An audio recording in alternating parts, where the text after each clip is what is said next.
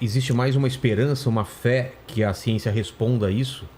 Que consiga esquadrinhar alguma coisa, que exista uma pós-vida, ou exista alguma coisa quando a gente morre, ou exista Deus ou um ser superior, do que acho que vai realmente acontecer. Acho que é muito difícil acontecer. Mas talvez, acredito que possa acontecer. Alguma centelha, alguma coisa. Lembra quando tinha aquele papo que das 7 gramas, né? Quando a pessoa morre, misteriosamente se perdia 7 gramas. Teve um filme que falou isso, mas parece que não era verdade, né? Eu lembro desse filme. 21 gramas, né? 21 gramas. Que falavam que era o peso da alma, né? Alguma coisa peso da alma. Então talvez a gente chegue em alguma coisa assim, não. Tem limites, o que a gente é capaz de descobrir tem limites. Mas agora, talvez não, né? Talvez não tenha. Entendi. A nossa mentalidade é aqui. Mas imagina que a gente dê um salto tão grande em algum momento que abra um novo aspecto. Por exemplo, ter contato com uma raça alienígena e ela traga tantas novas perguntas que vai mudar toda a nossa ideia sobre até Deus, inclusive. Agora veja, existem 2 caminhos pelo qual a gente pode olhar as coisas, né? O modo Tollens de um ou o modo Pohners de outro, né? Na filosofia clássica. A gente tentando chegar a Deus, chegar a partir do ser humano, né? E a partir do que a gente vê no ser humano, como é que a gente pode ver Deus? Agora, a gente pode ver um caminho contrário. A gente pode olhar para o macro, olhar para o universo e para as evidências para a crença ou para a descrença e chegar até o homem aí. Porque geralmente o que a gente faz é isso. A gente está aqui discutindo, mas nenhum de nós está discutindo do ponto neutro, né? A gente já tem algumas ideias preconcebidas que nos ajudam a chegar a essa interpretação do homem. O que eu não entendo do homem? Essa impressão de que eu sou mais do que simplesmente minhas relações sinápticas no meu cérebro. De onde é que vem isso? Se a gente ficar olhando só para isso, né, a gente vai começar a sambar um pouco aqui nos mistérios e nas lacunas. No fim das contas, cada um vai ter um pouco de fé, né, no objeto que acredita que explica quem é o ser humano. A gente tem que fazer um caminho talvez contrário. Não é? Tá, mas Deus existe ou não? Não é? Quais são as evidências que Deus existe ou não, Iago? Deus existe ou não? Existe. Prove. Eu não consigo abrir um Deus aqui e mostrar o que é que seja. Mas existem muitas coisas no modo como eu vivo minha vida e como eu enxergo o universo que me leva a crer que a existência em Deus não é uma questão de fé. É uma questão de aceitar a realidade que está posta à minha volta, assim como é aceitar que o Joel existe. Você não tem que me provar que o Joel existe. Estou vendo o Joel.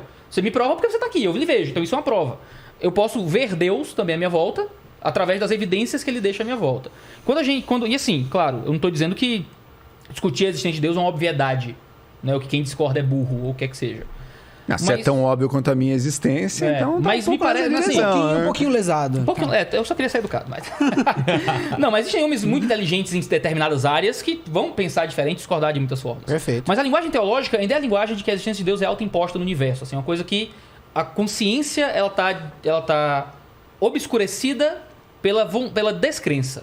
E pela consciência está obscurecida pela descrença, a consciência não quer aceitar a existência. Né? Essa é a linguagem de Paulo em Romanos capítulo 1.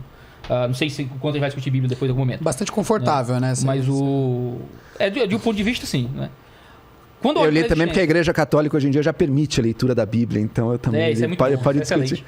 Por muito tempo não permitiu. Tô brincando, não era tão assim não também, não era assim não. Mas é só, quando a gente olha para o universo, muitos fatores me colocam a descrença em dúvida em mim, certo? Eu vindo lá, católico, que não tinha fé. Então, tive minhas fases de ateu convicto. Richard Dawkins, o auge do Richard Dawkins era o começo do ensino médio. Então, Deus um delírio, li aquele negócio todo. Eu nessa época era um militante cristão católico. Olha aí, a gente ia brigar em posições contrárias. Exato. E eu diria, seguindo Tomás de Aquino, sim, dá pra provar que Deus existe. Não nesse sentido. Mas veja, a minha descrença começou a entrar em dúvida quando eu fui apresentado a uma série de pensamentos, como, por exemplo, o que chamam de argumento cosmológico, né? Por que é que existe algo ao invés de nada? Não é? A inexistência é muito mais provável do que a existência. A gente olha para o universo, as coisas surgiram, apareceram. A gente tem toda a evidência científica hoje que o universo teve um início. Ao longo da filosofia clássica, você pensa nos gregos, você pensa até no começo do cristianismo, a ideia normal era que o universo era eterno. Porque se Deus não existe, então existe eternamente. Hoje, toda a evidência científica que nós temos é que o universo está expandindo porque uma vez ele esteve todo contido num único ponto. Não é? Como é que isso passou a existir? Não é? E isso é uma coisa que ainda é, dentro dos debates sobre religião, sobre a existência de Deus ou não, é um debate ainda muito acirrado, porque algo passar a existir não só do nada, mas por nada, é uma coisa que é contraintuitiva na nossa percepção da existência. Os muçulmanos falavam muito sobre isso. Existe um tipo de argumento cosmológico que chamam de Kalam, que é baseado na filosofia islâmica, que o William Lane Craig ajudou muito a popularizar no Ocidente, foi o tese do doutorado dele, sobre o fato de que tudo que existe precisa de uma causa até chegar a uma causa não causada. Algo que sempre existiu. Não é? Quando a gente pensa no universo como algo que teve um começo e se expandiu, isso começou com uma apologética católica. Os católicos começaram a argumentar que o universo teve um começo, ele não é eterno. Isso era os cristãos brigando, não é eterno, teve um começo. Quando a ciência começou a trazer a hipótese do Big Bang, né, que era um xingamento contra os cristãos, estão dizendo aí que os cristãos, tudo começou do nada no Big Bang e tal. E quem formulou o Big Bang era um padre, né? Um padre católico. A hipótese do Big Bang, né? Dentro da perspectiva cristã. Porque para nós que cremos em Deus, é muito mais provável a crença em Deus acreditar que houve o início do universo. Porque ele então criou tudo. Agora a resposta da descrença é a resposta de que não sabemos porquê, como, baseado em nada, havia algo além do tempo, numa tipo de eternidade passada, que fez com que aquele fato, aquele concentrado de existência, de potência, se tornasse ato. E então surgisse todo o universo, as galáxias, e se evoluísse para chegar até nós. Achar que isso acontece, para mim, achar que isso aconteceu nesse mistério absoluto, de estava lá eternamente, e então em algum momento do nada tudo veio, não é? É muito fé pra mim. Eu não tenho fé pra acreditar nisso, sabe? Pra mim é muito mais provável acreditar que houve uma consciência não causada que causou todas as coisas. Então, mas eu não entendo porque você chama de fé. Só pra complementar o que ele fala, eu também... Tudo que eu vi sobre ciência, assim, é uma sequência de acasos ou de coisas que muito improváveis que aconteceram pra gente estar aqui. Mas muito improváveis. Até do planeta estar numa posição nem tão longe, nem tão perto. Se tivesse um asteroide... Mas pensa assim... As ondas gravitacionais fracas, se elas fossem um ponto em uma escala de 10 a 100, a um centésimo, pra cima pra baixo, não existia vida no universo. Eu quero Mas, claro, estamos discutindo isso porque a gente existe. Então, o que eu queria promover, só um pensamento pra quem tá em casa, é pensar assim. Então imagina que não fosse a gente. E que o universo é imenso.